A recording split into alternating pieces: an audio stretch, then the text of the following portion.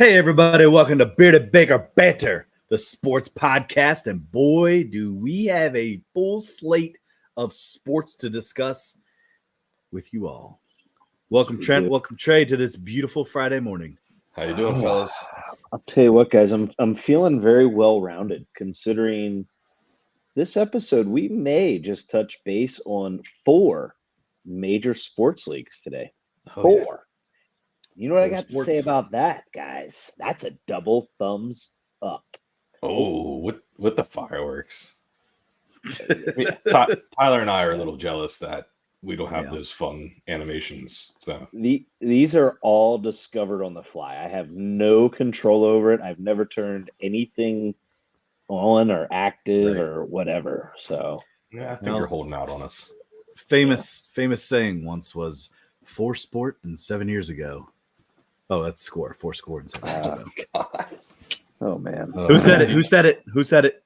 Abe Lincoln. Hey, all right. Abe. Yes. All right, let's get into this because we do have a lot to discuss here. We are going to start off with the current college basketball, obviously March Madness games. We'll look a little bit back at previous games here in the Sweet 16 Elite 8. Jump into predictions here going into the national championship on April 8th. Which I believe what they say, the national championship is going to actually start at 10:20 at night. Dude, it's always starts so late. Always. It actually might start at like 11:30. It is a 9:20 p.m. Eastern time tip off. That's insane. That's insane. And it's not going to finish till past 11:30 at the minimum, right? 11:30, dude, with commercials and ads. That's what I'm saying. Oh, man. Dude, they're going to drag that out. You know what though? I'm glad they are. I want it to last as long as possible. Dude, I'm already at that point right now where I'm just like, nah. Like, I'm excited, but like I'm so disappointed now that it's like you got 2 games left. No, not even that. I miss like we had talked about before. I miss all the craziness of the first 2 days. After those first 2 days, it really just like it does. It depresses you. You're just like, okay, what do I do now? Like, I will say this, though. I really enjoyed the NIT this year. Mm-hmm. And the CBI. Like, and I think it was because of how many teams that we bet on and followed in those tournaments. Yeah. It was nice to be able to still cheer them on and see them play. Though, we also were pretty big. NIT treated us very well last year. We rode the North Texas bandwagon all the way to the end. And it brought us through. However, tonight, sorry guys, but the Sycamores couldn't bring it home. They were up. I think they're up 7 with like 2 minutes left, and just blew it. So I'll tell you what. Now we get to hear all about the Big East and how the Big East they should have been a tournament team. From good old John Rothstein and. What was that other guy's name? Joe Luzardi, who, by the way, he's like in last place in his pool on the ESPN. I don't know if you guys saw that. So, speaks. So, I will say, Trent, it was a very poetic NIT championship. Those, and I think I said it when the tournament came out. Those were the 2 teams that I thought were snubbed. Like not just last 4 out, but I think both those teams deserved to be in the tournament. And it was awesome to see them play in the championship, the NIT. And that game was, as much as it sucks that it didn't go in our favor, that was an awesome game. Like, it was. All honesty, it was great. Trey, it takes us back to the good old saying, the cream rises to the crop top, boys. Yeah. Oh, easy. Let's be wearing a crop top. Yeah. Easy. Good job not to get that on camera. Screenshot that. Dude, I was ready. No, wasn't going to let that happen. So and one other thing real quick. Guys. Hang on, one other thing is, I don't know if you guys watched McAfee the other day, but Robbie Avila was on there, and they did bring up the fact of NIL money with Oakley and Rex Specs. Really? He said he goes, I have some deals in the works. He goes, just wait. Good. So hopefully he stays there, right? I hope so, man. I really do. Like Milk Chamberlain, dude, fun to watch. Oh, yeah. Some of his passes tonight, man, or last night were great. So go ahead, Trent. Trent, take us into little recap here. jump into the seeding because we got a Final Four to talk about. Yeah. So the field is set for the Final Four. We got two number 1 seeds, a number 4, and the good old ACC representative, the 11th seed, North Carolina State. So yeah, it is a very, very interesting field. It blows my mind because there is, for NC State, I don't know if you guys know this, but in their starting 5, nobody was there. There are zero guys that that started their career there. Sorry. So they are. Hello. I'm sorry. I was experiencing some lag on my end. I was a little worried to keep talking, but yeah, zero. Zero. Do you need to call for help? Or are you okay? It's AI trend. Help no. But yeah, 0 guys in their starting 5 that started their careers there. They have transfers from, I believe it's Virginia, Ball State, Stanford, Winthrop, and Missouri. In Tennessee. That's where Burns came from originally. Nope. Burns came from He came from Winthrop. He started at Tennessee, went to Winthrop, and got there. So finished NC State. And that kind of brings me to the next fact. Is like I get the Cinderella story, 11 seed. They shouldn't have been in it, but you got to understand about Burns is, especially with going into this Burns and Edey matchup. Burns was the higher ranked high school player coming out of. It's a 4-star. He was a 4-star recruit. 4-star recruit, whereas Edey, he was a 3-star recruit playing for IMG's B team, because most people just see IMG and they just assume, oh, they're the really good ones, all the time. And that's not true. They actually have 2 teams. They have an A squad and a B squad that play, and they legit both play a national schedule. So just want to kind of put that out there. Interesting. Yeah, and Trent, to kind of go on your point, I saw that same graphic that kind of laid out the starting 5s for all the Elite 8 teams. Duke is the only team that had all their starting 5 from Duke originally. But you know what, though? And that's something to be proud of for sure. But if you're NC State, that just shows, it just shows you're utilizing the transfer portal that everyone else is, and you're just better at it, apparently. That being said, this NC State team that's playing now is a completely different NC State team that was playing during the regular season. They figured something out. I don't know what it was, if they're just more motivated, if their offenses has changed. Because to be honest, I haven't watched them too much in the regular season, but watching them now, I don't know how you stop them. Like, they have a very athletic big man in Diarra. They have Burns, who we just talked about, who is this crafty, dominant, huge postman who seems to make everything he flicks up in the air. Dude, I was gonna say, he has a hell of a touch. Dude, it's crazy to watch, and he described it perfectly. He's got Hakeem Olajuwon moves with a who's the big guy from the Grizzlies? I forget. Zach Randolph, is that it? Zach Randolph body or something? Yeah. It was a funny saying, but it's. I was gonna say Escalade from the old And One mixtapes, but either one. A lot of people are comparing him to. R.I.P. Escalade. Yeah. Oh man, yeah. But then I also think the 2 1 seeds left in the Final Four they were like the powerhouse teams the whole year, right? It was Purdue, UConn, back and forth. Houston was there for a little bit. I know UNC was a 1 seed, but the most consistent teams throughout the whole year have been UConn and Purdue, in my opinion. Oh, they've been at the top. Yeah. Right. Alabama's a little bit of a surprise in my eyes. Because they didn't finish the season that strong. Right. Nope. Actually, really down to the point where I was I was borderline surprised they got a 4 seed, to be honest with you. Yeah. Right, because Auburn got a 4 seed and they won the SEC. Yeah, so that's crazy. Yeah. But overall, it's going to be. I mean, I think we can all agree who we think the matchup is going to be in the national championship, in UConn and Purdue. But I mean, I don't know. I think it's fitting, I guess we could say. It would be a great game. I would like to see that, to be honest with you. It'd be super chalky.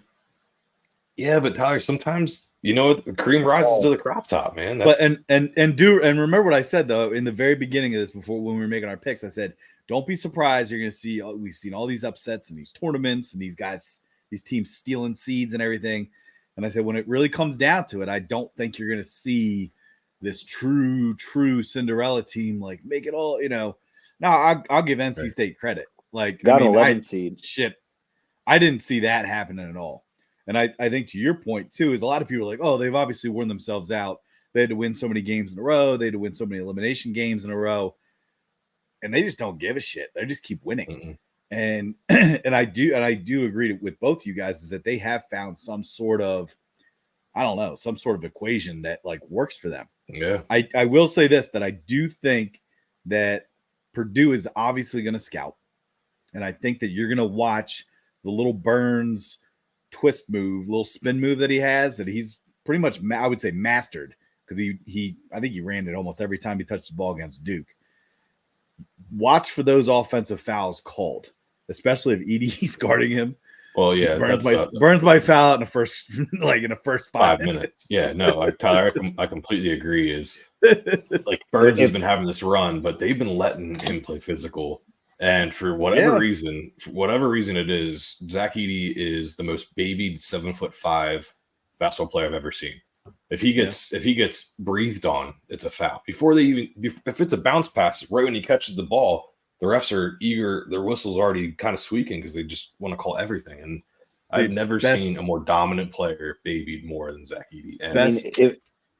And real quick, best tweet I've seen was, I think it was Tuesday. Somebody tweeted out and they're like, Edey was pulled out of his history class at 1:45 to shoot free throws for a foul that was called. Right. I was like, that's awesome. And don't get me wrong. I'm sure he's been fouled a lot throughout the year, and deservingly so, because sometimes that's the only way to stop him from scoring. But watching these thing is he can make the free throws, and that's the issue. Is like you compare him to like say a Hack-a-Shack, where Shaq couldn't shoot free throws for crap, unfortunately. But it's better than just giving him 2 points to attack. That's the thing. Like, it is. But pick your poison. Either way, what I'm getting at is it's frustrating to watch in my eyes. I watched the Tennessee game, and he just falls over if he doesn't get a rebound and they call a foul. And it's like, well, who? Like, that's a foul on him. And I've just never seen someone get so many calls as Zach Edey. And I think it's going to come back to hurt NC State. I don't. Sure. What were you going to say? Well, I just. It kind of goes to both sides. I feel like watching Burns do what he's done on this run against, they've beaten Duke twice in this run. They've beaten Carolina. They've beaten Texas Tech. They've beaten Marquette. And I think it also goes to that way as well for Burns. He gets away with quite a bit too. So I really hope they don't ruin the game. Like if you're not going to call it, then let them freaking battle. Let there be blood. Yeah. Don't all of a sudden start calling it. But if you're going to call it, then that's what I'm afraid they're going to do. You better call. But I also wanted to say is like, there's nobody on NC State that will be able to stop Edey. There's not a soul. Even Burns. Burns is not a defensive guru. He actually is a liability on defense because he saves his energy for offense on defense. And Tiara is not big enough. He's long, don't get me wrong, but he's not big enough to be able to maintain Edey. So it very well, I actually think these guys could both go for 30. The difference is always going to come down to whose guards are going to play better. And I mean, on paper, you're going to say Purdue's guards are better, but right now, who's hotter? NC State's guards are hotter. Yeah, so and I don't want to get into picks because I know we're going to get there. Yeah, but I don't know, man. I just Purdue on paper best. It almost has to be like Purdue Connecticut. Get the battle of the 7'4" and the 7'2" guy down low. You know, you're going to get I think the most interesting potential storyline, you guys could correct me if I'm wrong here. I think the most interesting potential storyline, if Purdue ends up somehow winning it, is whatever 1 seed was knocked off by a 16 seed, the following year they won it all. Yeah. I think that's a very, very unique That's a good point. So, that's a good point. I will say that's not the most interesting storyline, though, Trent. The most interesting storyline is that DJ Burns held a meet and greet at Applebee's. And you know who showed up? Nah. You're lying. Oh, yeah. Texas A&M. No, he did not. I'm just kidding. Oh, man. But he did hold a meet and greet at Applebee's because I watched the video. I was like, damn it. I was like, we wanted to have a show at Applebee's. Yeah. They did just get voted best boneless wing in the country.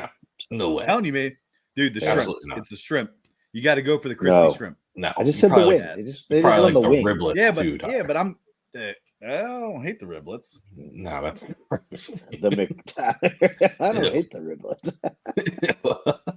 That should be. Dude, you give me an all you can eat of the boneless wings, the riblets, and the shrimp, and I get to pick a different one every time. Hey, throw us a sponsor here, Applebee's. 50 cent. Yeah, shout out to Applebee's deal right now. 50-cent wing deal. We'd like to eat good in the neighborhood. Right. That's right. I like it. With Buzz. With Buzz. I was gonna say Buzz is invited. Buzz Williams, you can come have a margarita on us and have some dollar margaritas.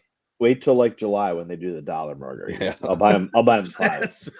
that they dispense out of a Gatorade jug cooler. Dude, that's right. don't say and we'll ask them, be like, hey, can we get a picture? Tray. We'll be like, hey, can we get a picture? And be like, well, it's not me, so no. Yeah, I'm not Buzz. Yeah, no, it's not me. Oh, no, anyway, back to the Purdue NC State game, Trent, and you said it. That no one's going to stop Zach Edey. Like, no one on NC State's team is capable of stopping Zach Edey. So if I'm NC State and I'm their coach, you know what my game plan is? Let Zach get his. Don't make it easy for him, but let him get his. Don't let Braden Smith, don't let Fletcher Lawyer make threes. Shut everyone else down, right? Like, make them become a one-dimensional team that it's either Zach Edey or nobody. And if they can do that, and I think they can, this just depends on how they prepare and if their coach prepares them correctly. The dude put up 40 points last game. Yeah, but Tyler, let him do that. As long as Fletcher, like I said, those two guards, Lance Jones, Fletcher Lawyer, and Braden Smith, their point guard.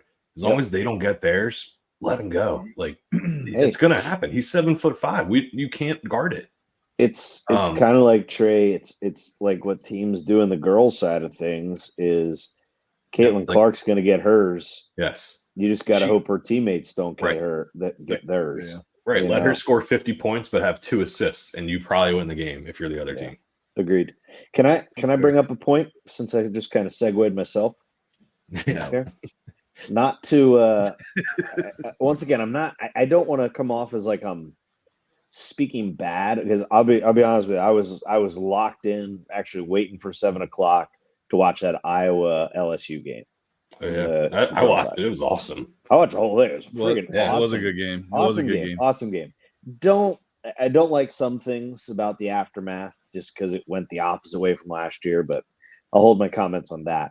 One thing I hated seeing, though, is once again, I just feel like, I don't know what it is, but maybe once again, I'm a college basketball junkie, diehard, favorite sport through and through to watch and bet and everything.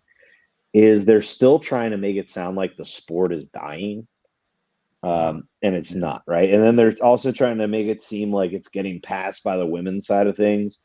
So there's a very, very, this is where you got to like actually understand what's going on and do a little bit of research. But a lot of people were saying about, oh, look at the women's game is passing the men's game, which, don't get me wrong, it's totally catching up, and it's made leaps and bounds. It's gotten better, but absolutely. However, to use the ticket price for the Final Four as a judgment was totally bogus, and a lot of sports writers, even major. I think I saw CBS. I think I saw ESPN. I saw some big sports writers push this this message, and I'm like, hold on a second, like you guys aren't understanding why. And the ticket pricing, right? Ticket pricing for the men's Final Four was to get to the Final Four was $571, which that's terrible. That's obnoxious. That's ridiculous. For women's, it was high. Yes. But for women's to get to the Final Four was 970, right? So you look at that, right? If you just look at that ticket price, you're like, oh my gosh, yeah, no doubt. Women's game is much more sought after, blah, blah, blah. No. What they're also not getting stadium is size. Yeah, there's 70,000 seats in the men's tournament, right? 70,000 seats out there in, is it Phoenix, Arizona, right? And then where the women's game, I think, is, which is in Cleveland, right? There is only 19,000 seats. Interesting. Okay, so that kind of goes into the fact that you can make data say whatever you want it to say. Well, it's supply demand. It's manipulation, but like what I'm saying is it is manipulation. The cost to manipulate and say, "Oh, look, people would rather see there's a higher demand." No. Well, can I tell you what's manipulating the cost more than anything? Is Caitlin Clark. Oh, for sure, dude. She's changed the landscape of the game. But no, Trey. But still, no. I'm going to disagree with you. Don't get me wrong. She's brought attention to the game in such a great manner. Like I'm a fan. I'm a fan through and through. It's also the seating availability. Okay, that's a difference of 50,000 seats. So yes, tickets are going to cost more. I agree with that, Trent. But what I'm saying is if Caitlin Clark wasn't in this Final Four, I think the ticket prices would be cheaper than the men's. I do. Even with the lack of seating compared. All right, real quick, because I know we're doing predictions. Who wins the women's? Right now. Wait, so who play? It's NC State or South Carolina plays who? No, don't even. It's NC State, South Carolina, and then Iowa versus UConn. I think it's the winner of Iowa UConn. Whoa, that'd be a huge. South Carolina hasn't lost. I know. Who beat them last year? They should have. Tyler, who beat them last year? I'm not gonna lie. I think Iowa wins it. Iowa's my pick.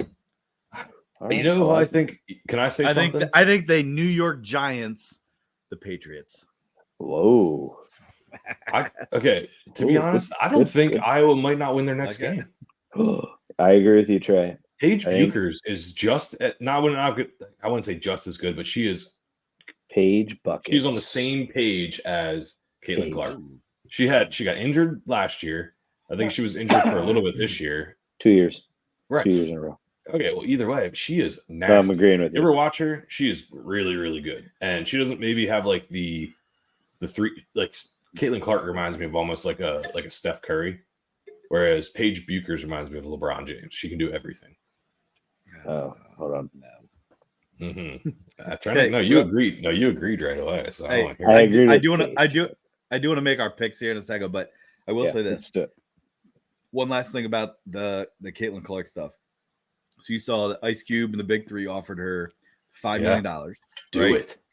Hold on. Dave Portnoy offered $10 million to play in their intramural league. Right? Listen to this. Okay, $10 million to play that. Right? So I looked up the other day.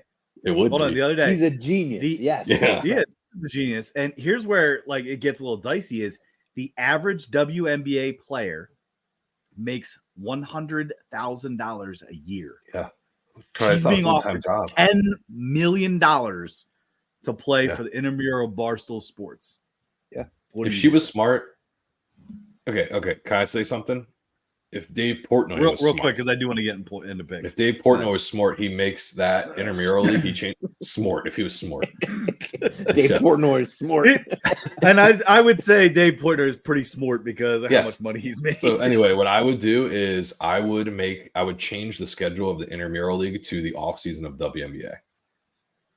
Let her do both, but get her in the intramural league because that'll get you. And then offer her $20 million because you can afford that. You're going to get so many views. Trey, that is the whole the hope behind Ice Cube's league too. Is it would allow Ice Cube's what is it called, the Big Three league? Yeah, Big Three. Yeah, they that league does allow her to play the WNBA season. You hear what Kenyon Martin said had to say about that? Yeah. Well, but it's only it's only a men's league though. Am I right? Like she would be the only female, correct? Yeah. So that kind of goes back to what we talked about. Could there be some sort of blended league at some point? Liability on defense, but offensively, you can't let her open. I mean, and I think the Big Three has a 5-pointer from anywhere. Yeah, it does. So that's probably why they want her. I love it. I want to see her be the record breaking money making girls basketball player. Like I think it'd be so cool. Dude, I'm a fan. I'm all for it. Like I'm not gonna lie. Like I will tune in on Friday. I will tune in on Saturday. Tyler's gonna hate this. Tyler's gonna hate this, but I do remember watching. She reminded me of like JJ Redick when he played in college. Why would I hate that? I thought JJ Redick was a hell of a basketball player. Yeah, but it's like a whole Duke thing. Like Tyler, but I also don't. I'm actually one of probably the few UNC fans that does not hate JJ Redick. I thought JJ Redick was a hell of a player. Yeah, and the things he was able to do, right. And I'd agree with that because I think your Steph Curry analysis is very close, and I think your JJ Redick analysis is very close because they can literally pull up and shoot from wherever. Right, and they do it, and you're like, oh my god, what are they doing? Like that was forced, and all of a sudden drops, and you're like, God, that's awesome. It's kind of why I hope that's why I hope Jack Golke gets some sort of shot here. He won't out of Oakland. He'll go play in Asia. He'll go play in Asia and make his money. So maybe he'll be the next Jimmer Fredette. There's a name. Yeah. Good old Jimmer. Hold on. You guys have a career over there. You guys hear that? You guys hear that? Oh, this pop top is brought to you by our shout out to Richard. I got a pop top for you guys. Whoa, hey, that's a different pop top. That was pretty good. Cork pop. Good little what? Quick cork pop. What the hell is a quick pop? Oh, cork pop. Cork. Ready? You guys ready for this? Ooh, a little dribble drabble. Yeah, that didn't sound as good as you thought it was going to. It sounded like someone peeing, so I'm sorry about that. So that sounded a little cooler. It's exactly what it sounded like. You were hoping for the commercial refreshing sound. Like, nope, just sounded like a tinkle. Yeah, said tinkle. Oh man. All right, let's get into this. All right, so we got a Final Four here to discuss. We've obviously really crushed the NC State Purdue matchup a lot. I haven't talked too much about the Connecticut Alabama game, but I mean, for sake of it, Connecticut's literally had at least 30 points over all their opponents at some point in time throughout each game. Does that happen against Alabama? I mean, Alabama's a team that really thrives on no defense and scoring more than the other team. So, you guys want to jump right into it? Unless you got any other input here, we can just get it right into picks here. Well, I am extremely concerned about the jet ag and not enough time with all the flight failures. And then the beds aren't even big enough for UConn. Dude, Hurley's comment though. Did you see it? Yeah. He goes, who doesn't have he said, who doesn't have airplane problems? I don't. No, I did. You know what I did? Hold on real quick. I know we'll talk a little NFL. I did love him on McAfee the other day, where he goes, "Oh, hey, guy with he talking to Tone Diggs, shout out to Kane, and he goes, oh yeah, I see your football helmet right there, Steelers helmet. They say if you got two quarterbacks, that means you don't have any." I love that. That was a good point. That was a good point. So you got two franchise guys. That means you don't have any. So you also have two bust quarterbacks, but that's he's a Bengals fan, which is interesting. I didn't read that. But anyway, sorry. That's what he said on the show. Surprised we're on spring break, Ty. I thought you'd be tuning in at all times. Dude, I've been in and out listening to clips. I've been all over the place, man. I've just been watching. I've been watching the Seattle weather of rain and cold all week. But anyway, so I'll hop right in. I'll keep this real quick and to the point. I've kind of been against UConn and these big spreads all the time. I actually I did bet them to cover. I did bet them to cover 11. Last one. Thankfully Thankfully, they went on that 30-0 run, I think. Yeah. Oh, because I thought you told us to take Illinois points. I think I was calling the upset, but you did, and that's why I took that. Yeah, you did say. You said Illinois wins by 9 points. Hold on. Maybe it's a game before. Hold on. What was the game? Who'd they play before? Who'd they play before? I don't want to be too San Diego State.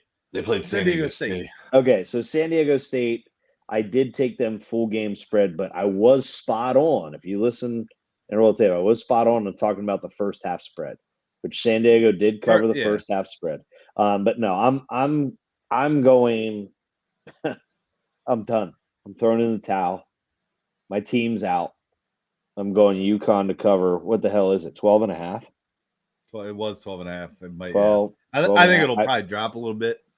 It's going to be the same format, in my opinion, where Alabama's going to hang. They're going to make their threes in the first half, and then I just think. I used to love Hurley. I get a little bit of pompous, arrogant from him right now, but then again, you also look at it and say, like, you don't have to be so arrogant about it. But holy hell, who's close to him? So I'm going UConn, guys. I'm going UConn to get through Alabama, and I do think they cover 12.5. Yeah, I think they cover 12.5. I can't believe I'm saying that, because in a Final Four game to give a 12.5 point spread to me is just like, are you kidding? Would you be about that? What is the line? I want to know the line on DraftKings right now. Okay, I'll tell you right now. And Trey, I would just say stay away from that, dude. Do not take that. Do not take that.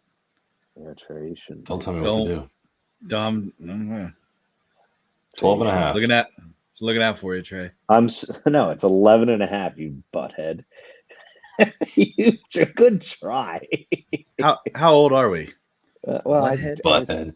You're a butthole.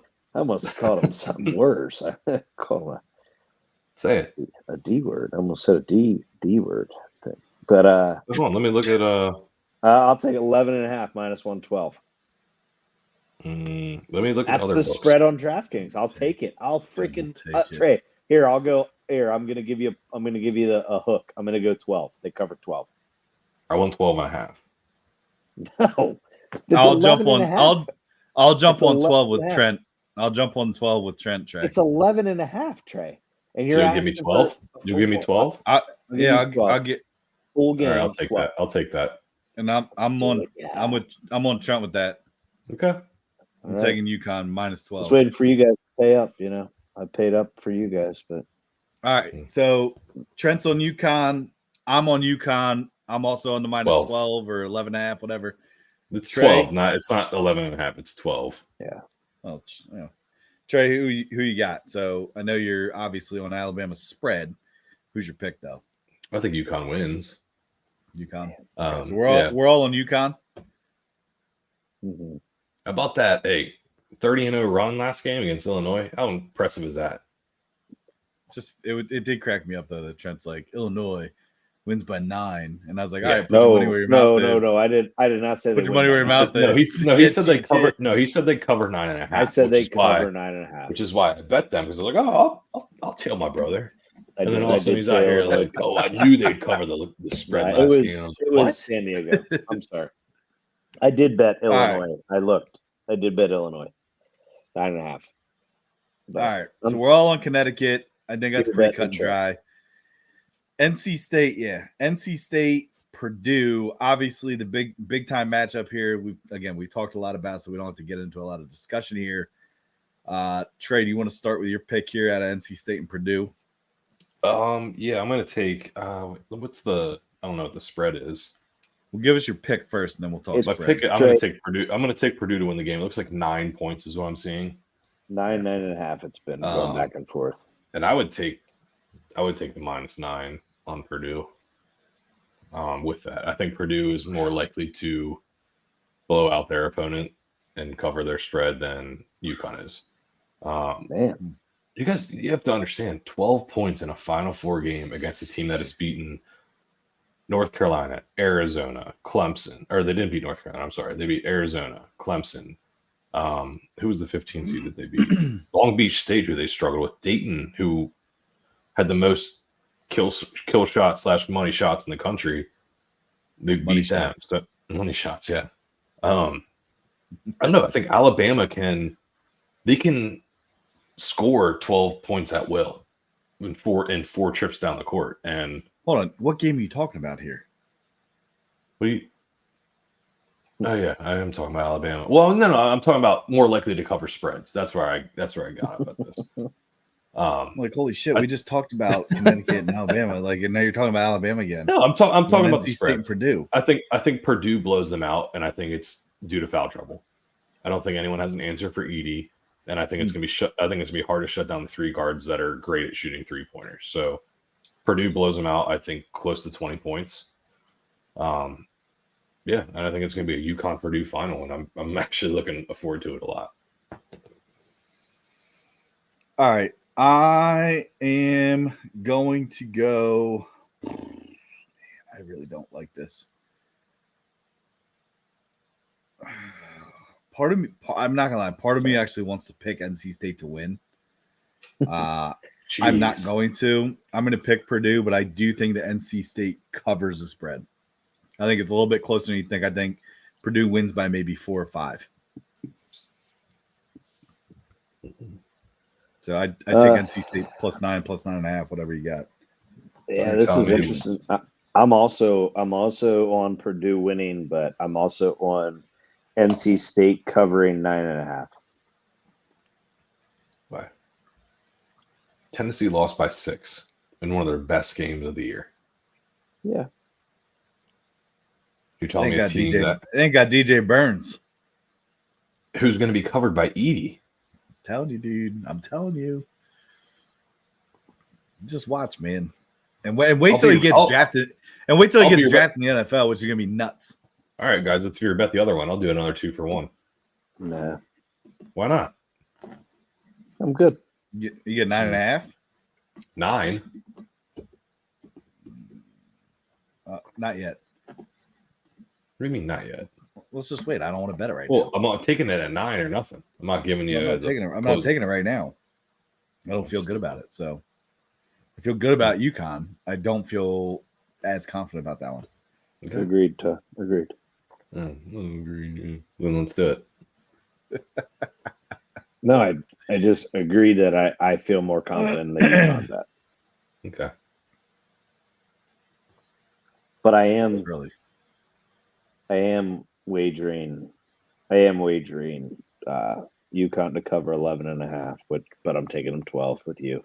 And then I am wagering NC State plus 9.5. That's my Saturday. Where do you find a 9.5 at? I got 9.5 earlier this week. That's the initial line, and then it keeps bouncing back and forth between 9 and 9.5. Matter of fact, this morning it was 9.5. No, you might see it jump to 10. That's still taking at 10. Probably, I would say even closer, probably the last minute. If it jumps to 10, then I think Trey is right on the blowout. That's a good point. Sharps. Yep. Mm-hmm. So, all right. So we're all on UConn and Purdue in the championship. Now, going back to our original Final Four episode, March Madness episode, we all had what our consensus bracket was: Connecticut and Creighton. And we all had Connecticut winning. Does that change for you guys? Or do you think UConn takes it? I think UConn takes it. Trent? If UConn Purdue, yeah, I'm gonna be different. I'm gonna go Purdue. It's ugly. That is ugly. I'm going UConn takes it no matter what too. And it is interesting if you look on DraftKings, they do have all the futures with potential matchups and stuff. Mm-hmm. UConn Purdue is 5.5 spread, -5.5 for UConn if it's UConn Purdue. 5.5 if it's Purdue Alabama, -5.5 for Purdue. Alabama NC State, you have -4.5 for Alabama.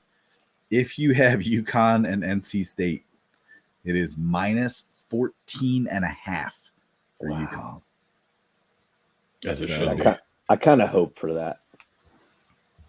That'd be nuts, man. It's gonna First of all, 5.5 Purdue UConn in favor of UConn is a lot. Hey, where do you get the? It's a ton of points. Spreads? I would take Purdue points, but DraftKings. I still think UConn wins the game, but I take the 5.5 on Purdue. I mean that's not a bad pick. Plus 5.5 is a lot of Purdue? Points. UConn, Purdue. Oh my gosh, 5.5 on Purdue is not plus a bad pick. 200 on the money line too. Yeah, that's 2 number 1 teams. Like they can be beat. Like we've seen them beat. Like, yep.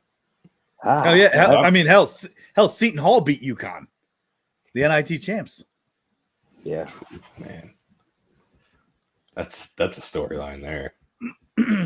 If it ends up being Bama, which it won't. Bama, NC State. NC State wins it.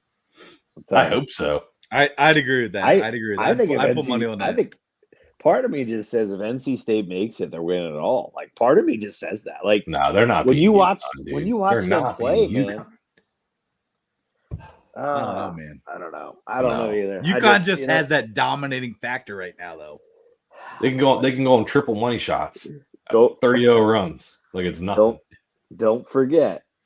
Why you keep saying money shots, dude? Yeah. Kill shots, whatever. Same thing. Don't forget. You keep saying money shots. The year that Duke won it in 2015, Kentucky was eerily similar, if not better, and more talented. So it can be done. It's a one game series. So it can be done. I don't think it's impossible. I love it.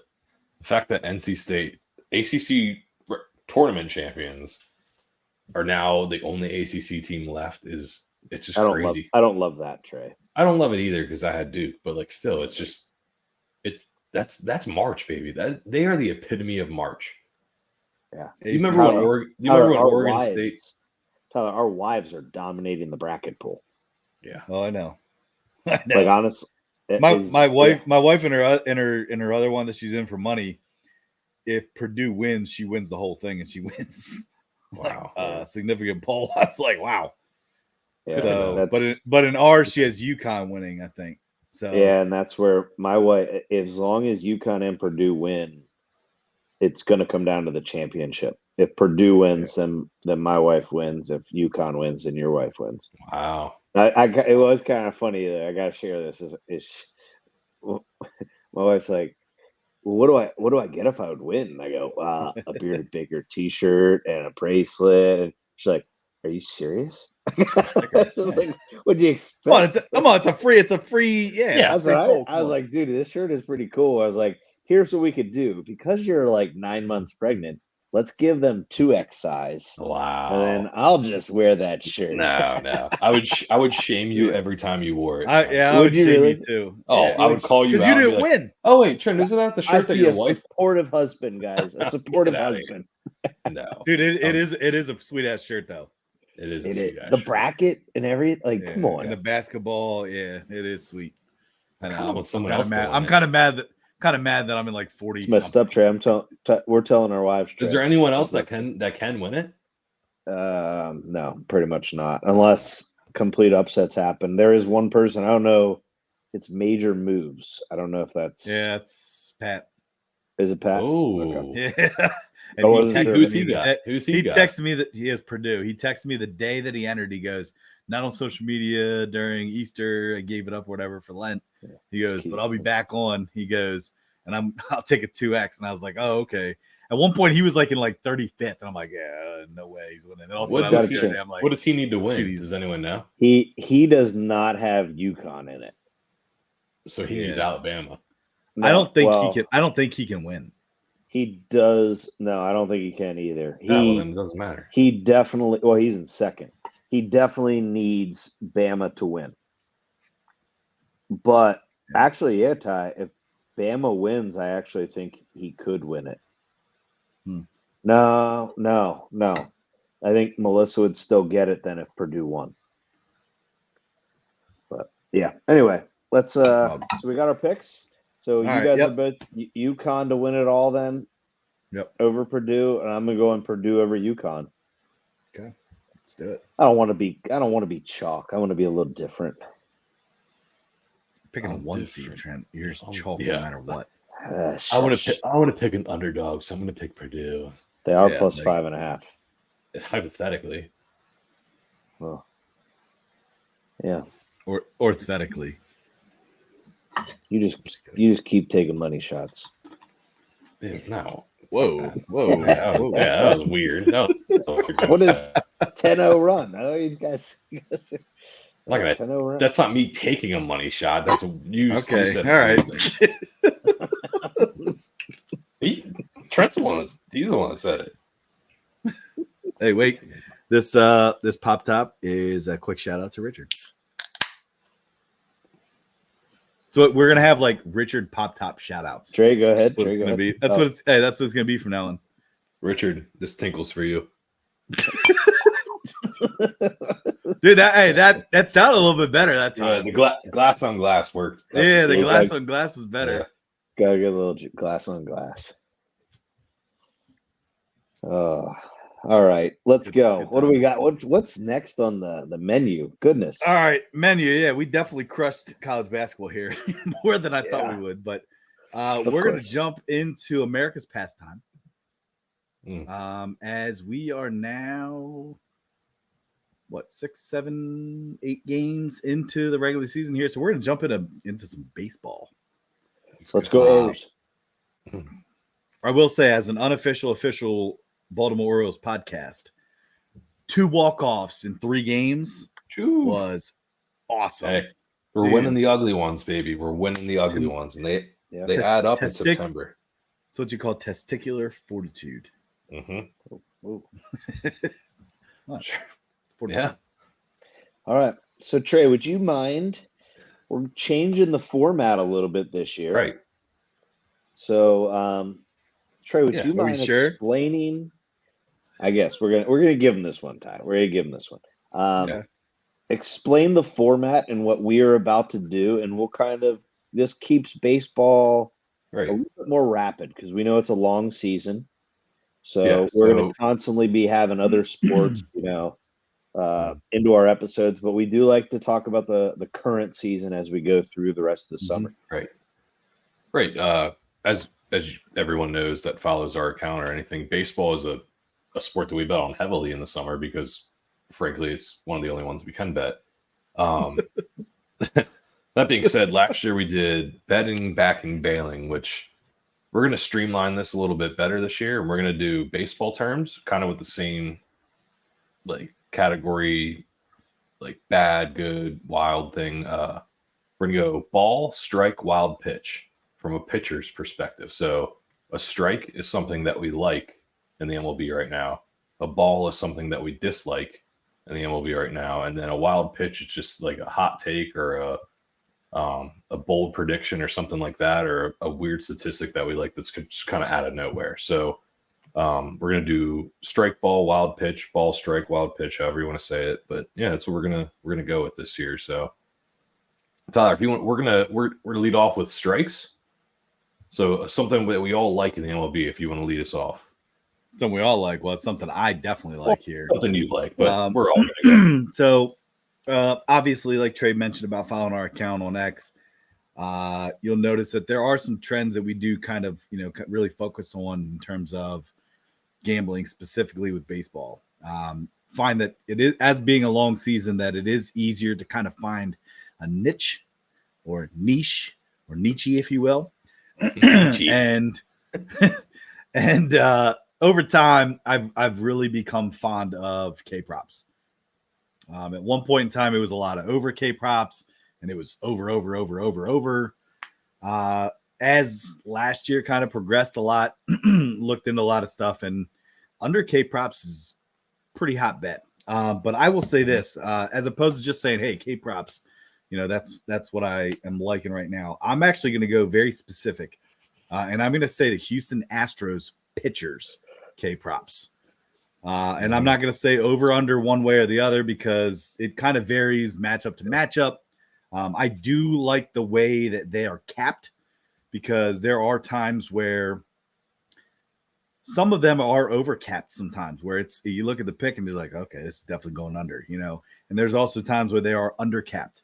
But I do find that they are, I would say, consistently the most, at least from my standpoint, when I look and research into like different pitchers and stuff. So Houston Astros, you're going to find a lot of, K-prop bets from that team. I'd say there's at least 3 pitchers on that team that I bet a lot, whether it's the official pick or not. I'm usually betting at least 3 of their pitchers, and then having their no hitter the other day gave me another pitcher to actually watch. So I was like, didn't never bet this guy, but guess I got to keep an eye on him now. So it does kind of get tough though sometimes with the Astros, because they are a team that will let their pitchers throw. So there are times like the other night, I think, where we watched it, was it Javier? And I think he went like 8 innings, and we had under 5.5, and he got to 8 innings and he ended with 5. So like they do let their guys go, which sometimes can be stressful. But again, that's why it goes into, I do like their K props for that, because of that. Most teams will cap their pitchers at about 5 innings, and it's like, okay, they're done. Next guy in bullpen, no matter what they're at, pitch count wise and everything. So I do like the Astros because it does kind of have that wild card factor of, if they're doing well and their pitch count's low, they're going to keep them in to go. So that's where I'm at. Ooh. Astros pitchers is my strike. That was like a nice little rhyme there too. Poet don't know it. Trent, you want to go next with the strike? Something you like in the MLB right now? Or? Yeah, this is going to be kind of a theme right now. I think it's too early to identify exactly who I'm constantly looking for, but I'm a very, very big fan of first fives. And when I say first fives, I'm actually more on the first fives total runs scored. Meaning I love unders. It's very rare that I'm going to take an over in this area. I am hunting favorable starting pitching matchups in order to find an under. Typically what I look for is, can I get, and usually you can, DraftKings Sportsbook right now is probably the best book for this. But because they don't just offer you one total runs line for the first 5. They offer you DraftKings. Yeah. That's right. DK partner, no, soon. DK partner, DK sponsor. They offer you 3 lines for the first 5 totals, and I'm always kind of looking for in the lines of like, okay, if I sit there and look at the line and I see it's 7.5, right? If it's a 7.5 total for the entire game, I'm going to look for a first 5 line where I can get 4.5, right? For an and under. Then there's under 4.5. Sorry. Yeah. And then occasionally you might get an 8.5 where you can sometimes steal maybe a 4.5. I'll still stick with there. But occasionally you can get a under 5.5 too. Yeah. So where you can get that first 5 ahead of time, or double the amount of the actual full game total. That's what I kind of look for.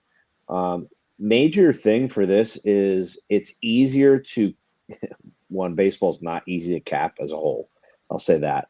But the reason I find this to be more reliable is it is easier to cap starting pitching than it is bullpens, because there's so many guys that can be up in the bullpen that day or active, and sometimes it's dependent upon the other team's roster. Hey, they got a bunch of left-handers coming up, so we're going to put this right or this lefty in. Platoons, So I think by sticking to the first 5s, it gives you a little bit more consistency. Also, if you're like not 162 games in a season, you end up really like just me the other day before I got my day started. One of my wagers was on a 1:00 start game. I watched the first 5 innings and then I kept going. I left. Yeah. I was like, "Hey, got my win." So about 30 minutes of your day now with the new pitch clock. Exactly. So that's true. Yeah. So it shortens the game for you. Shortens the game for you. So that's kind of my strike. Is I am first 5 unders. First 5 unders on the totals. I will dabble into first 5 run lines too, especially when you can get the the plus a half, because once again, if they're tied 0 or if they're tied 1-1, 0-0, you actually get a win for that because you're plus a half. So I think once again, easier to cap for starting pitching than it is to account for the bullpens. Trent, do you have like a magic number at all though? Or is it kind of vary team to team? Or is there like a number that you look for from a total run standpoint? Is it like a 5.5 or 4.5? Well, I said that. Well, it's very rare unless you're betting on like a Mexico City or a Colorado game where you're going to get 6.5. I did get under 7. If you guys recall, I got first 5. I do remember that. Yep. For a game or 2 last year, and they hit Cubs games. Sometimes Cubs games can be tricky, yeah. But Tyler, honestly, it's kind of like I said. I'm always looking to get more runs when you take that first 5 over underline. I'm looking to get more runs than the actual game total. Does that make sense? So I'll give the example. Example again, 7.5 total game, right? Mm-hmm. I'm gonna look if I can get 4.5. I am jumping on it. Take the under. Yeah. I'm jumping on under 4.5. No, that makes sense. Yeah. And honestly, if I can get 5.5 for an 8.5 spread, easily, I'm taking that too. Yeah. That's a steal. That's very rare. It's very rare, but and this is the thing that you'll see from me, and I don't know, kind of from you guys sometimes when you guys really hit your K props and whatnot and walk props once those get rolling. We cap pitchers a lot. I think pitching is the thing that I don't get me wrong. I don't ignore potential offenses. And there's a reason for that, though. Yeah, is that it eliminates variables throughout the whole baseball game. Like you got to think about how many things can change in the baseball game, right? 9 innings, you got roster changes, you got pitchers, bullpens, etc., weather, time changes of traveling. Like it is crazy how many variables are with baseball. So having just a pitcher that you can focus on is a huge advantage. I think it eliminates a lot of variables. So yeah, it's my strike. Unders first 5s. Yeah. Trey, what are you striking? Striking the iron's hot. Tyler, like you said, you were a K prop guy. Trent kind of touched on a little bit. I'm a walk guy with pitchers. That I can't quite do that yet reliably. If that's a word, I think it is. Because there's not enough like data yet on pitchers. You need like at least 3 to 5 starts away, 3 to 5 starts home to kind of get a good interpretation of their walks or whatever. But one thing I want to say is like with baseball, we take a lot of like juiced odds, right? Like minus, I think our limit is minus 180 or 185. That's the highest we'll take usually. Yeah. But what you have to understand is we're betting to win 1 unit. So we might wager more than our unit to win a unit. Vice versa when it's positive odds. So we wager a unit when it's like plus like a big unit. Yeah, a huge unit. It's a bigger units. But like our minimum bet is a unit. Our maximum bet could be whatever the odds are up to 180. So that's just something to keep in mind. I know we sometimes bet some juiced odds, but it's to win the same amount of money that we win on other bets. Yep. That being said, I'm not taking bet props yet. Like I said, the thing that my strike for right now, the MLB is Dodgers players to make a hit. Because that's right now, that's a good one. They're 7-2. Their team batting average is absurd right now. I think the top 11 hitters in their lineup are batting over 200. So 3 of the top leaders in hits are Dodgers players of the top 5. And they're different than the players that have the most home runs. The top 2 are Dodgers players. Top RBIs are Dodgers players. They are stacked.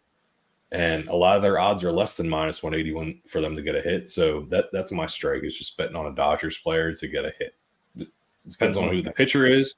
Depends on their history with that pitcher and et cetera. But that's my strike right now. I like that. All right. So ball, right? Something we're not liking right now. Right? Yes. Balls are bad as a pitcher. Balls are bad. Balls are bad. I got 2 quick ones. Go ahead, Trent. Go ahead. 2 quick balls. Toast your balls. Toast your balls. I got 2 balls. 2 balls for you. I am to go with that unit that Trey's talking about. Big unit. I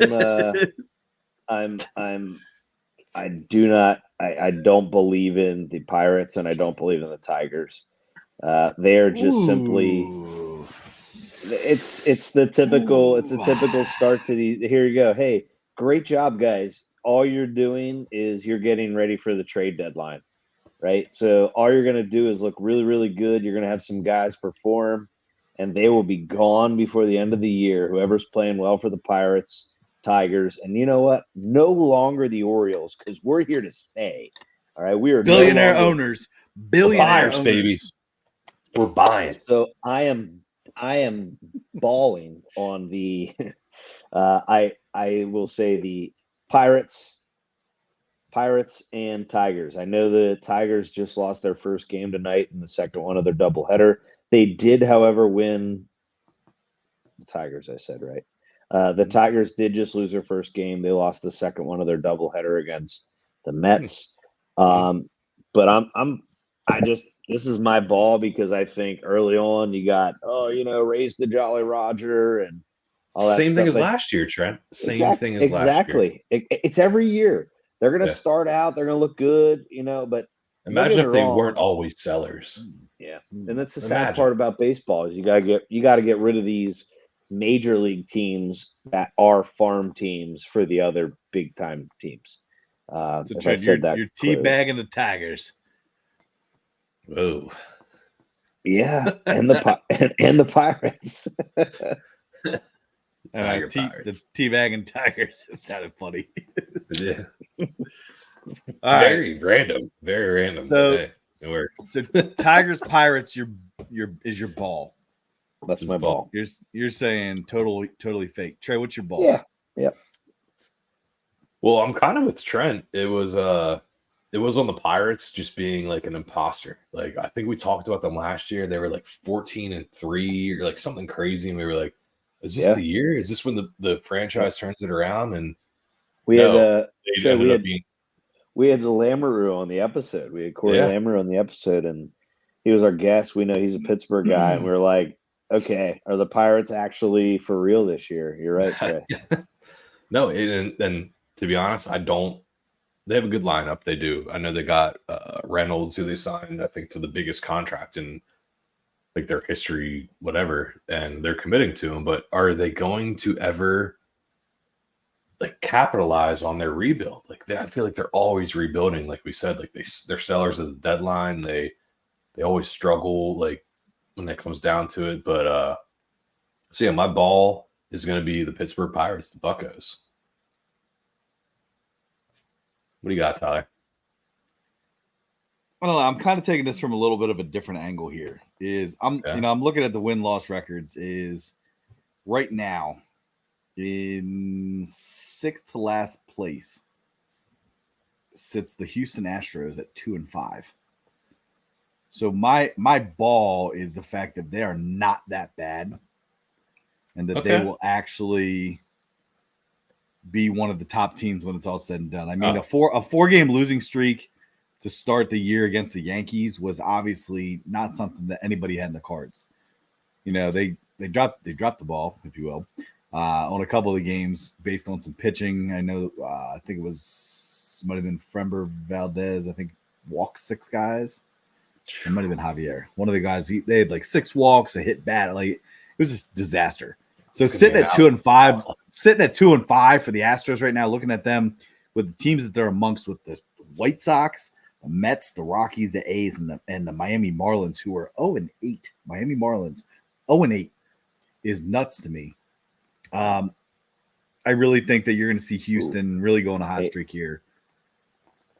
as they should. They won the World Series last year, right? Yeah, they're not as bad as what their record says right now. So I think a lot of people might be looking at them and be like, 162 game season. That's all you got to remember. But like I said, my ball's a little bit different in the sense where I'm not like saying, "Hey, this sucks." But like I think that it's got a lump. Sorry. It's all right. Definitely gonna have fun. We're gonna have fun with this one. Yeah. My ball's definitely. my ball doesn't suck. No. Whoa. No, I said doesn't suck. It's the Astros. They're 2-5. It doesn't suck. They're gonna be all right. Oh man. Oh geez. I'm with you, Todd. So, yeah. I think I'm 100% agree with that. And I like the angle you took is that the Astros aren't as bad as what they are, because you're completely right. They got a great lineup. They have a good pitching rotation. Framber Valdez and Christian Javier. And then one of their best pitchers is right now? He's a 24-year-old, like tatted right armor. His name is Hunter Brown. Yeah, Hunter Brown. Hunter Brown's one of the other guys I bet on. He's a strikeout machine. Dude, he's awesome. And I'm telling you right now, the Astros are going to be contenders. It's a 162 game season. So just real quick, revert back to what I just said. Valdez, Javier, Hunter Brown, right? And then you got three of my top pitchers that I bet on. Yeah. Yep. And now you got this guy. I can't even think of his name off the top of my head, but the other guy the other night that just had the no-hitter. And guess who's injured? Who's going to come back? JP France with the nicest lip saddle besides Spencer Strider. Yeah. I think he is back. No, he's not. No, he's still in the IL. No, Trey. I'm pretty sure I made a bet on him the other day. Yeah, you didn't. He was definitely still in the IL. I'm telling you. Pretty sure that I bet on him. I'm gonna look it up.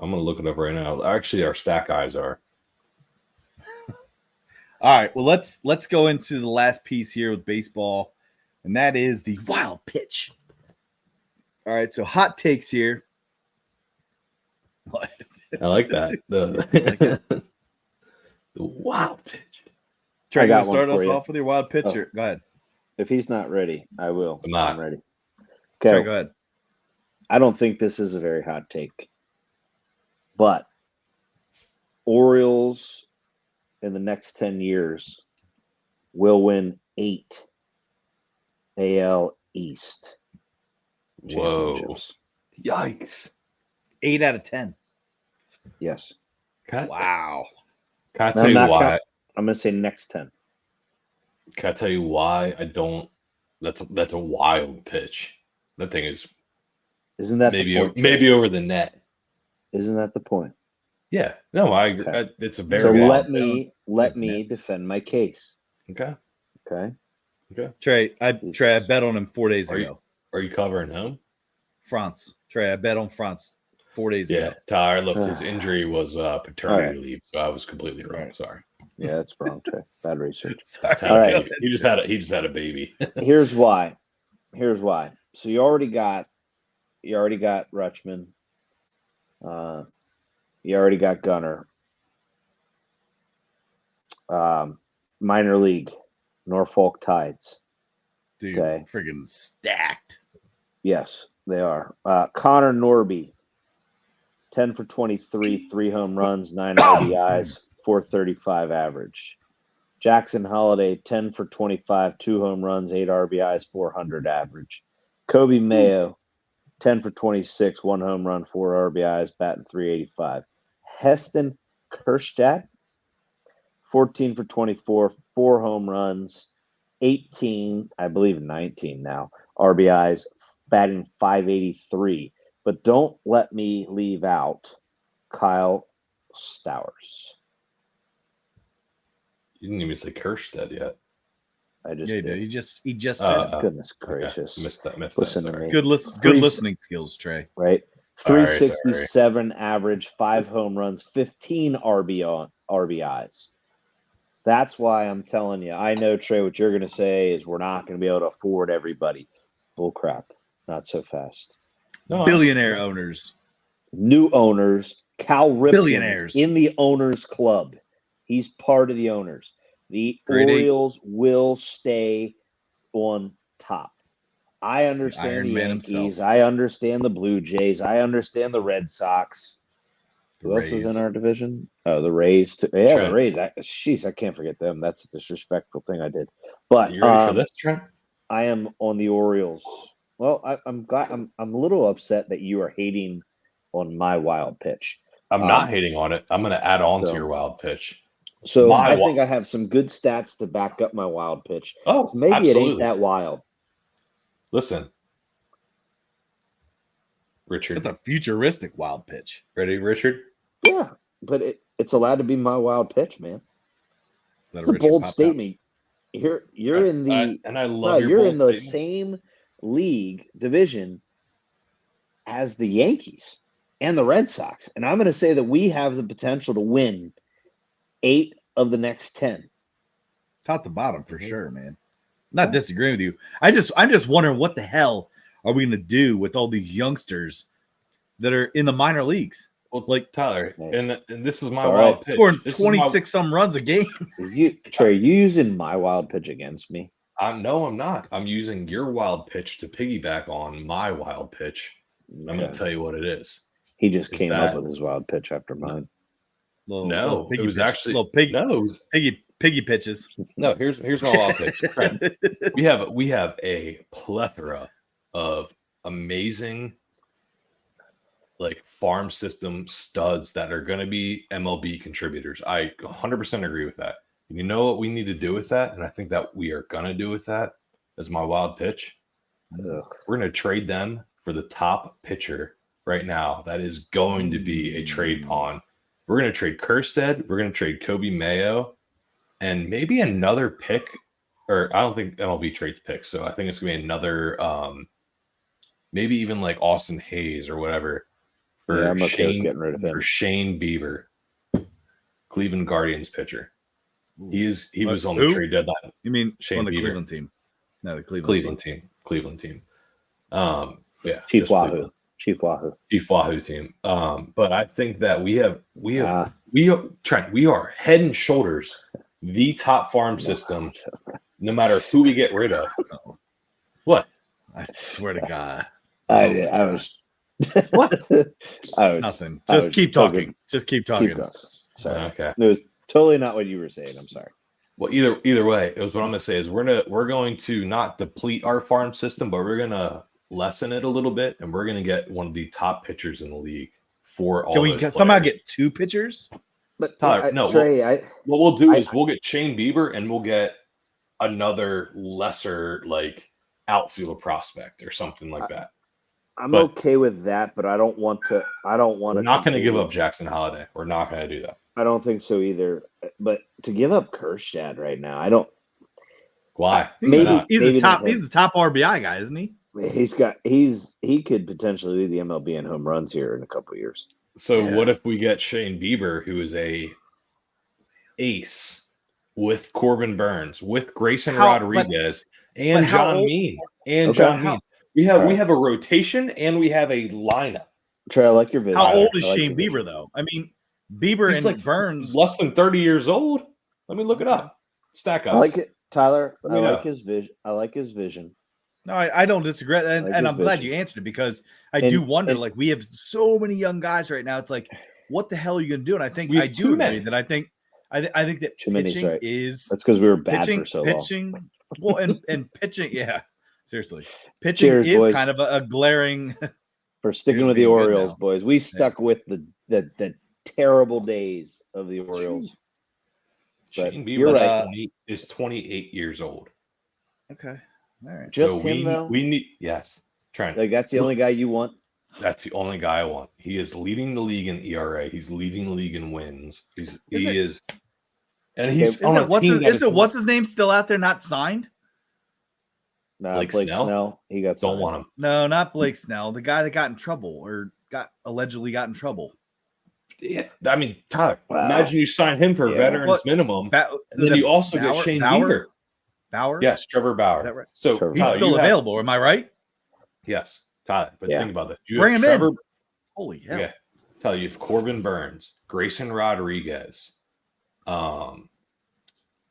Who's the other guy that was played? You really said John well Means. John. Well, he's in the minors right now, but he will be good. I don't want to. He better step his shit up because he didn't do very well last year after coming back. A couple pitchers. Can I add something though? Here can we just say about Dean Kramer, Tyler Wells, But imagine you had Gray Shane Bieber, Gray Rod, Corbin Burns, all those guys, and then we get Yenier, and we get the dude that comes back after his elbow heals. Like the Orioles will try. That would make them 8 out of 10 in the AL East. But can we also? I will look say this at it too. Let me. Can I ask something real quick? Yeah, go ahead. Is we gave up much less for Corbin Burns, and wouldn't you put Burns higher than Bieber? Not right now. No, I would. No. Corbin Burns just won the Cy. Didn't he just win the Cy Young 2 years ago? 2 years ago. He's also 30 years old. He just won a Cy Young 2 years ago. And how many years did we sign him to? Do we know? I don't know. All I'm saying is, but either way, get Shane Bieber for our stacked AAA squad and keep Jackson Holiday. You can trade Austin Hayes and you can bring up Kobe Mayo, or you can bring up Kershad, whichever one you don't trade, like vice versa. You know what I mean? Don't forget. I think we have a pretty good pitching staff right now that's kind of homegrown. I know it's not elite. It's not elite yet. You had Shane Bieber. If you had Shane Bieber, they're the best pitching squad in the MLB. I don't want to take too much time because I know we have other things to talk about, but don't forget that injuries happen too. Okay. Yeah. And you're going to need those guys in the minor league sometime to potentially step up. And we are head and shoulders the best. Tyler, we've got through our wild pitches. Would you like to get through? You have a wild pitch to throw out there? Or? I would. Go ahead. My wild pitch goes against my wild pitch goes against you guys. That's why I was like, Pittsburgh Pirates make the playoffs this year, not because they win, but they make it as a wild card. Whoa. You can thumbs down me all you want. Terrible. Yeah, there it is. That's fine. Rain it out. I don't like that. I'm going with it, dude. I'm going with it. That's fine. You don't have to like it. I'm just telling you what my wild pitch is. That's fair. So you gonna started strong, or is that it? No. I mean, one thing I do have to say is that I do think that Mitch Keller needs to step his game up because he doesn't look like the Mitch Keller of last year at all. So I don't think he will ever be the Mitch Keller from last year. I don't either, and that's why I was glad I took his under K props today. So here's to you, Mitch. All right. But yeah, I think Pirates make the playoffs this year. That's my wild pitch. All right. Takes us into a subtler segment. For the granddaddy of them all. Granddaddy. A tradition unlike no other. Is that your Jim Nance voice, Tyler? Yeah, it was. I like that. Hello. Yeah. Hello, friends. Hello, friends. Those terrible, Trey. Ooh. I'd rather hear him sing One Shining Moment again. I would too. Well, you'll hear it after this tournament concludes. So. Oh, you're gonna sing it again? I will. Yes. Good. All right. So listen, when we do the golf tournaments, we do a couple of the major golf tournaments here. So we do a top 10 player that we think is going to finish the top 10. We do a player that we think is going to finish the top 5. We do a player that we think is going to be the outright winner, and then we do a surprise winner that has to be 4,000 plus 4,000, right? Is that what we get? Or more. Or more. Okay. A surprise winner where obviously your odds are put a little sprinkle on that and you're going to win some cash.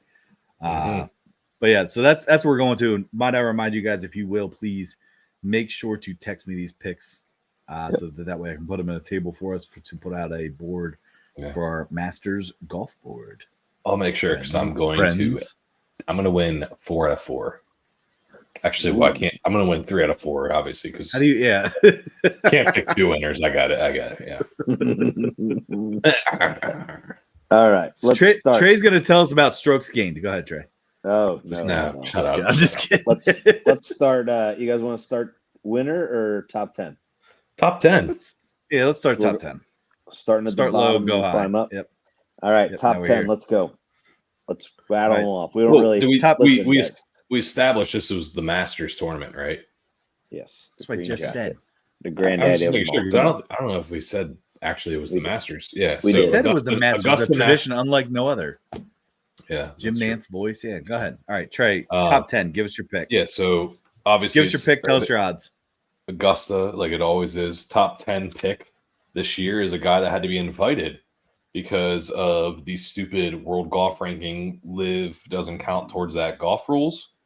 So my top 10 pick is Joaquin Niemann at plus 250. Did he have to be invited? Yeah, they don't qualify unless you're I like Joaquin. I really do. He's a sleeper. He's a great golfer. All right. Top 10. Go ahead. And you said plus 250, Trey, right? For top 10, Joaquin Niemann. All right. Trent, I'm going with the guy where if you could pick the exact spot, it'd probably be better to bet him at second overall. Xander Schauffele, top 10. What are those odds? Plus 200. Okay. That's not bad. Not great odds. Not great juice. I mean, it's good enough juice. For my top 10 here, I got plus 330 odds. And I'm going with Max Homa. Like that, Tyler. You know what's crazy is with our plus 4,000 odds for surprise winners, he would have made that cutoff as a winner, a surprise winner. Yeah. Who I was gonna take as my surprise winner, but I felt like that would have been kind of like cheap. You know what I mean? Can I also point out something to our listeners? If you do wager on the Masters, definitely shop your books, because I currently use DraftKings. I actually don't. I'm not gonna lie. Should I label them in order real quick? Like, I'm DraftKings. DraftKings probably first. Okay. Anyway, DraftKings, FanDuel. Not saying FanDuel's who I go to second, but ESPN and Fanatics. And the odds are very, very different on a lot of those books. Do you know who has the best odds? It actually varies. No, I disagree, Trey. They have the best lines and the best odds, I think. Okay, who does? Lines, Fanatics. No, I disagree for that. I will. We're not going to get into debate for this, but it depends on the person you're looking at. It really does. It also depends on the sport and everything else, like with odds. Yeah. FanDuel usually has like the more robust spreads, but their odds are juiced. Yeah, nothing like a robust spread. All right, here we go. Tyler, top 5. All right, top 5. Kind of lame here, but still got some plus juice on it. I'm going with Scotty Scheffler, top 5, plus 100. I know. I feel like it's lame because it's not a bad bet though. He's the favorite. You know what I mean? Got to put a 5 or a 10er on that. That's a pretty good one. Take plus 100. I was like, hey, that's all right for a top. Double 5. Your money. Hell yeah. I'm going top 5. Ready for this? Plus 275. John Rahm. Ooh. I don't know what it is, guys, but plus 275 for a top 5. Yeah.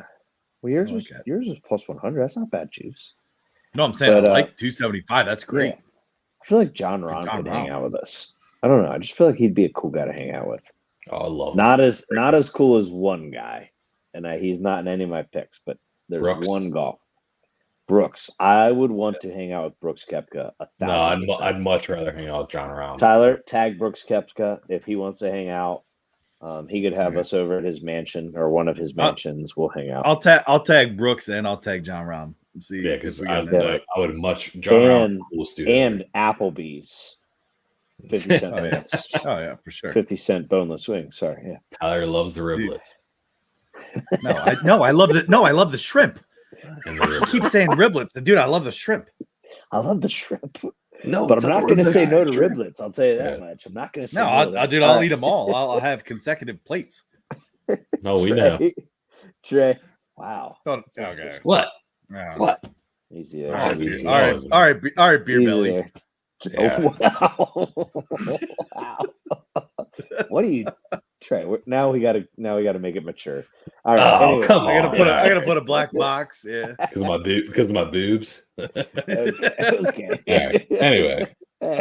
Trey, my top 5 is Ludwig Aberg. Plus 550. He might win. He might win the Masters this year. It's Oberg or Aberg. They change it every tournament that I watch. I don't know. I was talking about more about the first name. I don't think you said his first name correct. It's Ludwig. Ludwig von Beethoven. No, it's Ludwig. Why'd you guys get so quiet? It made me nervous there. Yeah, it's Ludwig. It's Ludwig Oberg or Ludwig Oberg, and 550. He's a stud. Okay, you guys can laugh. Oh, you whatever. Oh, but seriously, I hope Gotti wins now so I can sit on your guys' faces. Dude, weirdest comment. Why would you say something like that? Can we mute him? I thought it'd be like a mean comment, and then I realized it was weird. That was the weirdest thing ever. Weirdest comment ever. If anybody listens, if anybody listens this far into the episode, they are gonna be like, "What the hell?" Well, okay, it was meant to be like an insult. And yeah, it was not. You just insulted yourself and violated yourself. Okay. Well, Ludwig Oberg, whatever it is. Top 5. Fuck you guys. Oh. Okay, easy. I'm going to lead us off with our winner, our like within the actual limit winner, lower than 4,000. Hold on, no, we didn't even do winners yet. Yeah, we didn't do winners yet, Jay. That's what I'm going to do. I'm going to start us off. You can't do surprise winner. You got to do winner. Winner. I'm okay. That's what I'm going with. Less than 4,000 odds. And it's Patrick Cantley at plus 2,800. Always. You always are on Cantley. It's you or He's Tyler. He's due for a major, Trent. He's so good. And you always label me with people that I've never even heard of. Oh.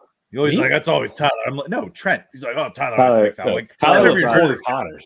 Corey Connors is going to win. I almost picked Corey Connors. I did almost pick Corey Connors. And Woodland. My pick. Woodland. He always takes Woodland. Time out.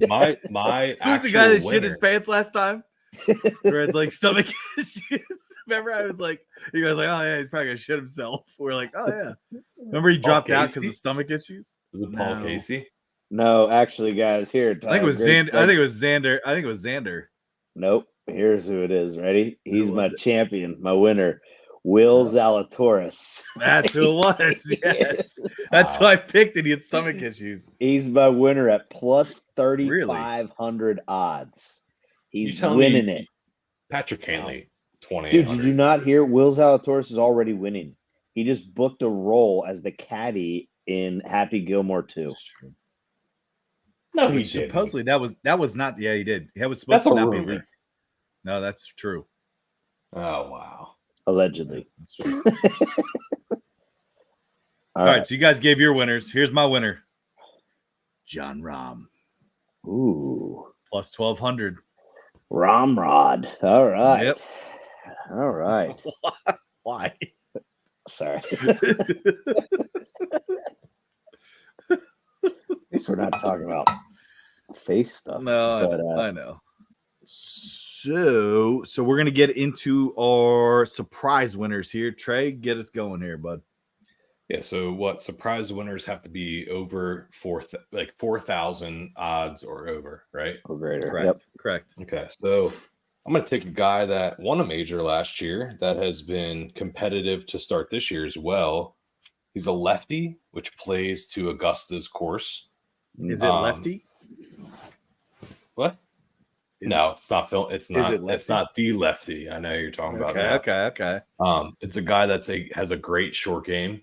Like I said, again, he is lefty, so that plays to the course's advantage. I'm going with Brian Harmon plus 5,500.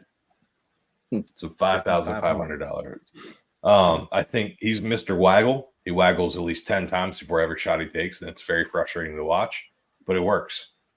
Is he sponsored by Waggle Golf? If he's not, he absolutely should. So, right? Shout out Waggle Golf. Hey, I gotta start. I wore my hat last time, didn't I? The shark. You sure did. You sure did. Yeah. Tag him. All right, it's a good pick, Trey. What was the odds? 5,500. Not quite as good as mine. Oh. Matter of fact, mine are almost double yours. Yeah. Big time sleeper. Odds vary book to book big time by almost 2,000 on the odds. Whoa! I got surprise. Who is this guy? Surprise winner. Watch out. It's not hunting season, but that bright orange could be out there. Ricky Fowler. Plus 10,000 odds. 10,000. Whoa! I did not see that. Yeah, bet is placed. Ticket is cashed. Well, it's not cashed, but it's going to cash. Tickets placed. Yeah.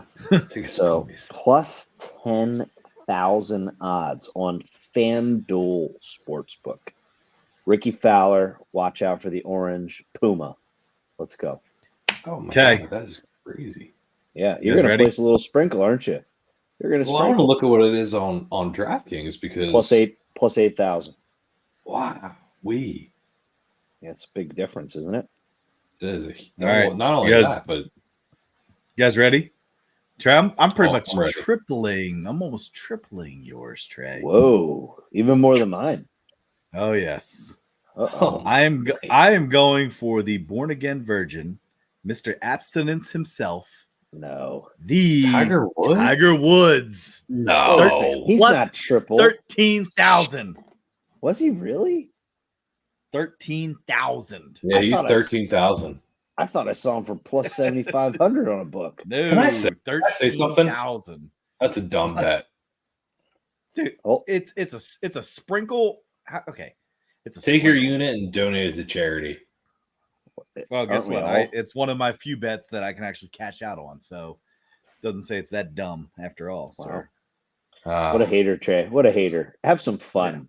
I'm not a hater. I'm not a hater. I'm a realist. Realistically, Tiger Woods doesn't win another major. Just watch. He doesn't. Just watch. Storyline. Hey, it is a great storyline. Because here's the thing, Trey. You see, Tiger Woods are actually matched up. Hold on, Tiger Woods would win a major. Tiger Woods would win a major if he was able to take a cart and he swallowed his pride. But he won't. And good for him that he won't take a cart for a medical exemption. What? They would allow that? Yeah, they would allow that? Yes, you can have medical exemptions for a cart. John Daly gets them all the time. That's because he's probably a little buzzed. Yeah, he probably stumbles around the course. I think he had a couple of replacements. That's right. He takes a dozen Hooters wings with him every 9 holes. Wouldn't you? Awesome. Hell yeah. Those are the best wings ever. Shout out Hooters. Shout out Hooters. Yeah. Tyler, tag him. I will.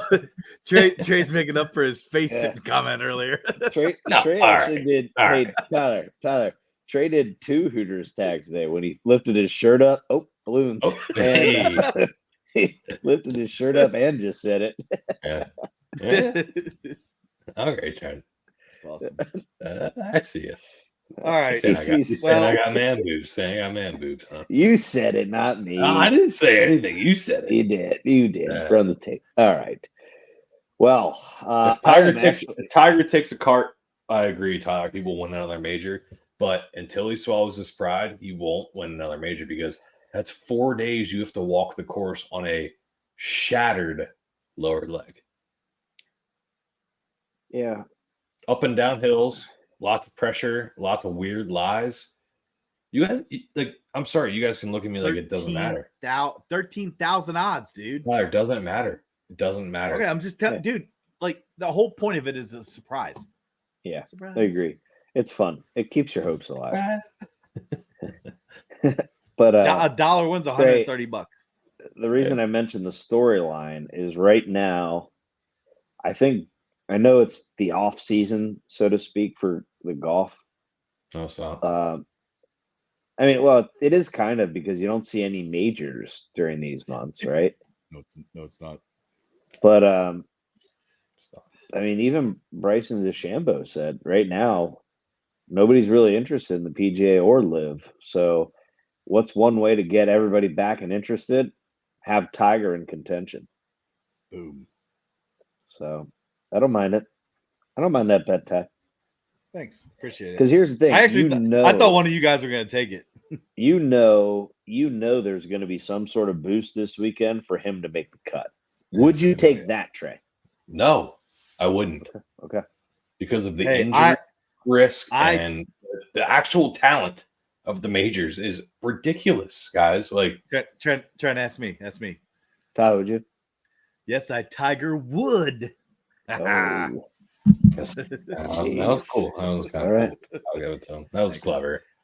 All right, let's finish this episode up here. We do have one more sport to talk about here, real quick. Real quick. Trent, let's jump into everybody's favorite sport, the NFL. Most people. And if you're listening to this point, appreciate you. Yeah, shout out to everyone still listening. Yeah, you're the real people. Yeah, break the episode up. Break it into like 30-minute segments. It's great. Well, we give the time. You know what I mean? Yeah, knock out elliptical minutes, workout minutes. That's what I do. Anyway, so the big news this week is the Stefon Diggs trade. Okay, now initially, and I still think consistently, people would say huge winners in terms of the Texans. Richard popped up. Oh, Richard Tinkle. I don't think he's going to appreciate being called Richard Tinkle. Look, Dick Tickle. Like some... What? No. He said Dick Trickle. He's a NASCAR driver. All right. Anyway, that's like a common name. It's a common name. All right. So anyway, it's not common. But anyway, big news, Stefon Diggs. Probably people would say biggest losers because of having to eat cap room or the Buffalo Bills, right? However, the news came out today that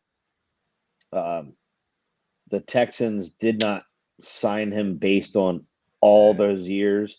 It's basically, hey, we gave a second-round pick essentially for him for 1 year with the option to either enter free agency or re-sign, right? Earn a big contract, which I love. I still love the move by the Texans. How do they do that? How do they eliminate the last? I don't know. I think it was an agreement. I think it was an agreement with Stefon Diggs. So pretty much he was willing to waive the years and the guaranteed salary after this. That's crazy because he had a lot of money going his way. Yeah. And Texans, man. Ooh. Might not be dumb though, especially if he proves that he can still put up. I was going to say, so that makes me think he's going to produce this year. Like he has to. Keep him on your fantasy tabs. But anyway, I'd like to kind of the terminology we were going to use for this, right? You're right. You guys want to refresh my mind on this one here? Yeah. So what it was is we were going to.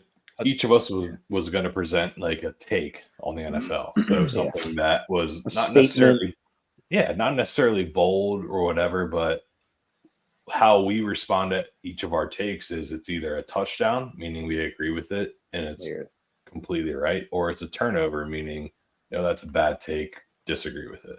So whatever we each say, we all go on board saying no, that's a touchdown, or no, that's a turnover. All right. So here's the one that we're going to do today. Texans are now the third biggest Super Bowl contender, or the top third now in the AFC. In the AFC? Just the AFC. Just the AFC. Okay.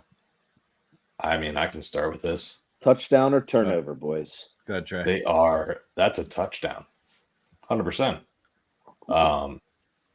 One, their offensive line, that they've been building before even CJ Stroud was there, has been proven to be successful. That's the backbone of an NFL team, is the offensive line, in my opinion. So, yeah, look at him last year. He was last year. That's it. Yeah, and they didn't lose anyone. They didn't gain anyone. So now they get a year experience. They got playoff experience. They're going to protect CJ Stroud even more than they did last year, I think, in my opinion.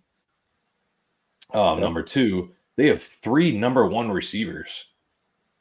And Tank Dell, Stefon Diggs now, and Michi. Who? Michi, the guy out of Alabama who overcame cancer. No, I think it was a more. I got you. Keep talking. Either way, And then they added defensive players as well, and they got D'Amico Ryans as their coach. They're playing what I think is necessarily a weaker conference in the AFC. No way, you're crazy with that comment. That's a turnover Titans? for that comment. Titans? Yeah. Go ahead, the Titans.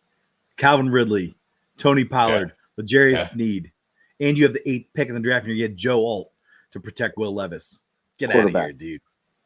And who's their quarterback? Yeah, well, I just said Will Levis. Okay. Trey. Don't be mad because Penn State didn't keep him. Still has to prove himself. Whether CJ Stroud has proven himself the whole year, has been competitive in an NFL playoff game, has Joe Mixon now as his running back, who is a pass catcher and a runner, an all-down back. Yeah, what's Tony Pollard? He has 3 number 1 receivers. He has Dalton Schultz, and then he has an elite defense and an elite defensive coach. Can I name the receivers, Trey? Yeah, Tank Dell, Stephon Diggs, and who else? Team to watch though. They also have Robert Woods, Nico Collins, Noah Brown, and John Mechie III on roster. But Trey, what I'm saying is I disagree with you saying that's a weak conference. The AFC South is not a weak conference. The weakest team in the AFC South right now is the Jacksonville Jaguars. Okay, no, Tyler, because you also have the Colts. Colts are the weakest. Tyler, this is touchdown or turnover. Touchdown or turnover. The Titans might be too. We could make that a hot take in another time. Tyler, touchdown or turnover. Texans are the 3rd biggest Super Bowl contender in the AFC. Who's better, Tyler? Who's in the AFC? Yeah. Hold on, Tyler. Touchdown or turnover? I know. Hold on. Just give me a second because I'm looking here. I am gonna say turnover because I think they're 4th best. Okay. So teams ahead of them? Teams ahead of them: Kansas City. Okay. Baltimore. Okay. And Cincinnati. So I say they're 4th best. Can I say something? And hold on, one team you got to remember is the Bills are in the division too, and the Dolphins. They're done, and Dolphins are done. Dude, I think the Bills window is closed, and I don't think it's because of Stephon Diggs because it's the Bengals. Stephon Diggs was over. I think it's because they lost Gabe Davis. Oh, it's the Bengals. It's the Bengals and the Ravens. The Chiefs are the 4th best team. Whoa, Chiefs, especially if they lose Rashee Rice. They ain't gonna lose him. He's fine. Yeah. How? No, he's not. He's it's a hit and run. Screwed. He's done. He's done for at least a year. If he's not suspended or anything, then how? What criminal charges is he gonna get? Okay. Anyway, he was driving a Lamborghini. Hold on, and his other register card was also involved in that crash too. The person who was racing that car was registered in his name, Trent. I just don't. I don't think anybody died or anything. So I think he's going to cut a big check and he'll be fine.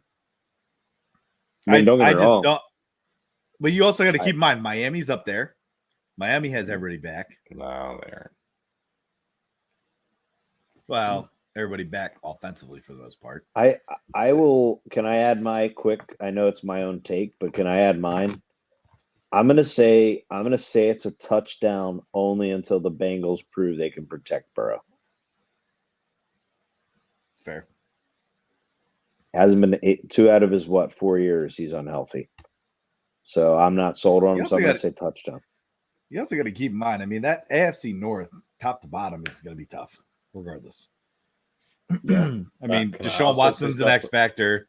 You don't know what the quarterback situation is going to look like in Pittsburgh because I do at some point in time. Ready? Another hot take, real quick. I do think that Justin Fields becomes a starter, not next year. Sorry, not the year after this coming year. I think he becomes a starter halfway through the year at least. Oh wow! All right. I do want to say something real quick. I'm going to poke the bear here. I think there's a beer bet brewing between you and Trey on that Texans Titans division right there. There's not because I would say the Texans are better, but what I don't like is I don't think that the AFC South is as weak as Trey said it was. It's pretty damn weak. That's pretty weak. It's not weak. Dude, Jacksonville, the Colts, the Titans, and the Texans. Texans are definitely the strongest with what they had offseason wise, for sure. But you can't count out the Titans and what they've done in the offseason with all the pickups that they had. They had 4 or 5 wins. But all their offseason moves, Trent, they now have Calvin Ridley, who's the number 1 receiver. You're probably gonna get, if you don't get Joe Alt, you're probably gonna draft Rome Odunze. They're gonna draft. Just saying. So now you got Rome Odunze, and you have Calvin Ridley, and do you still have Hopkins? Yeah, you do. I think they're going to take a big hit. Tony Pollard. I think they're going to take a big hit from losing Vrabel. I think Vrabel had them overachieving. But I don't disagree with that. But it's a different team now. You have Callahan, who also is going to bring in his dad to coach the offensive line, which is why I think they're going to draft Joe Alt. Now you're a Callahan fan. I'll tell you what, from experience from that guy. Dude, but as an offensive line coach, Trent, he is. He's good. Don't get me wrong. Yeah. Just watch. I complimented him. If they draft Joe Alt, Bill Callahan's there as the offensive line coach for sure.